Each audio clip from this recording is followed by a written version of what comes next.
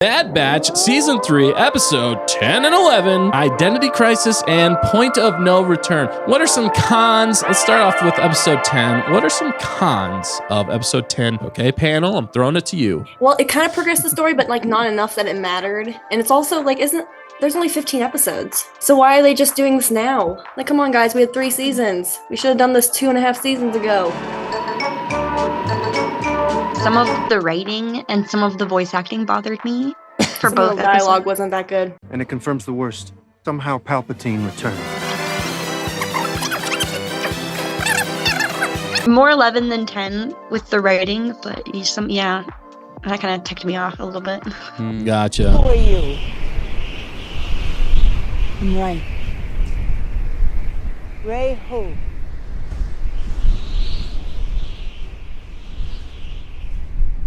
One of the characters in there, like all of a sudden they want us to care about them.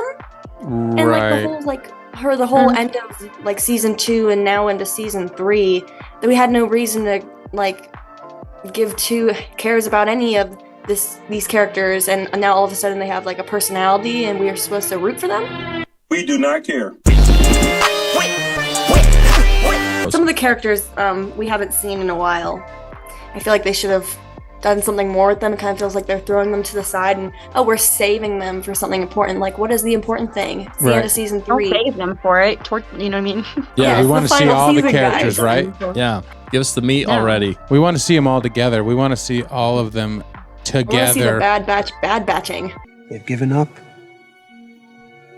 No, I don't believe you believe that. Some other cons for me, for 10 especially, it was definitely slow as far as pacing goes. And one thing that just felt almost like a trope at this point, and it was about like security and how many things they had of security was kind of funny to me. And maybe they were doing a callback, but it was just, it's starting to feel a little gimmicky in some ways.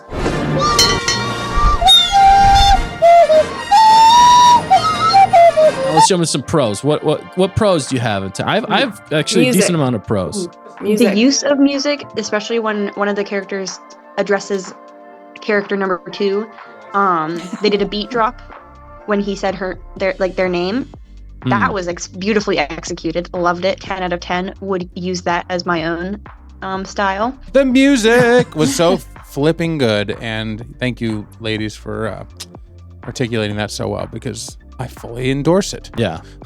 It makes you feel so much more. I mean, this episode, I'd say number 10 especially, was very heavy hitting in some ways. A little too real for me in some ways too. Yeah. So that was, I think, more of the emotion I was getting, and almost made me angry, I think in some ways. Yeah.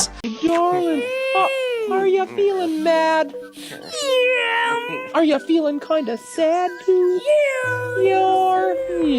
It did a good job trying to make you feel what it wanted you to. Yeah, it was definitely making me feel angry. The pro, though, I'll say, though, is I did like how they handled that some way with canon, as far as that would be an issue that would come up for the Empire, especially with a certain group of people gone. Obviously, something has to be done, and what would that be?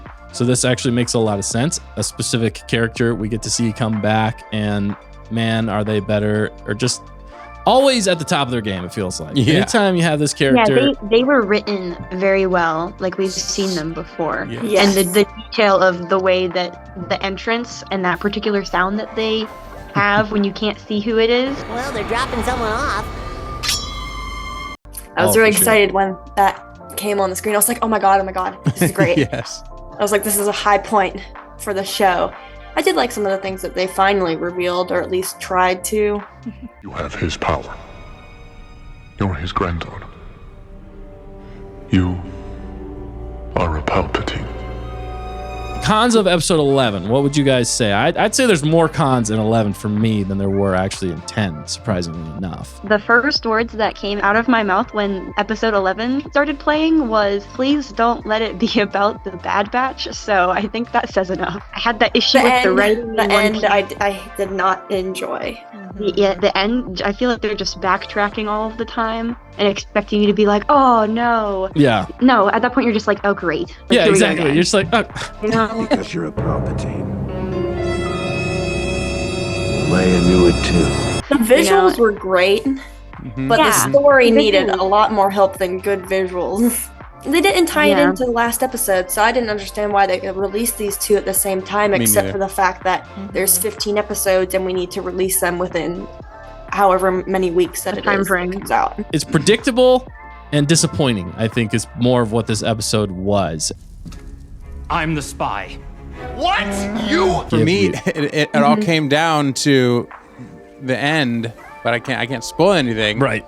When this disappointing ending happened in 11, I was like, I kind of laughed out loud. Actually, I did laugh out loud. I was like, what? I'd say the pros for me was I really liked at least the weight of a certain faction that shows up in this one, and the way that they handled that I thought was very interesting, and you felt the weight there. And it looked cool. Yeah. And it looked cool.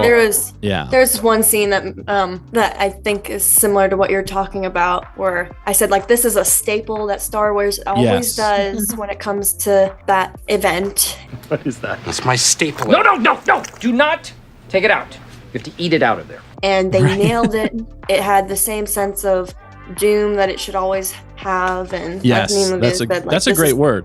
Now is the time to stop putting Dwight's personal effects into Jello. They, I feel like, brought back the relevance of certain skills of a character that I feel like they let slide a little bit ago. And they didn't bring it back enough to make me care, but they brought it back enough that it felt a tiny bit like, oh, they haven't forgotten, or they. It was like a breath of relief. Like, thank like, oh my gosh, it was a little thing of hope for maybe the relevance of these characters, because I feel like they're just tossing aside some of them, even though they're main characters. Right. In the show. Yeah. The funny thing is, like, that character that you're talking about feels like their special ability is like a level 2 compared to everybody else's level 10. Yeah, and it should be the other way. Like, that kind of ability should be like an 11 out of 10. And they treated it like that, when we first saw the characters. Yeah. But then they just kind of forgotten. Dwight, I'm sorry, because I've always been your biggest fan. All right, well, we got to rate it, actually. We got to rate it before. Oh, yeah, we all have to rate it. 3. You're going 3. 3 for 10. Okay. 11. Can I say 0? Wow. 11? Whoa. You can. You can say whatever you want. I guess you can. Wow. It was that bad to you. Wow. That's hard to pass. That's the way it is around here. It just kind of goes around. 10 was probably a 4.5. Okay. Somewhere around there. The second episode, 0.75. Wow, 0.7. Man, you guys are like a failing grade. You guys are a lot harsher than I thought you were going to be on this. 10 for me was, 3 3/4 for me. Episode 11 had a lot of fanfare, but it didn't quite deliver, so I'm going down to a 3 out of 5 for me.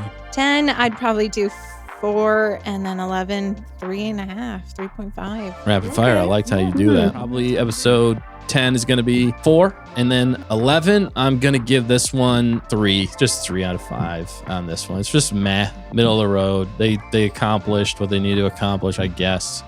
So it moved things forward slightly, but in the most uninteresting way. I like certain elements of it, but yeah. I'm trying to think of another dessert to do.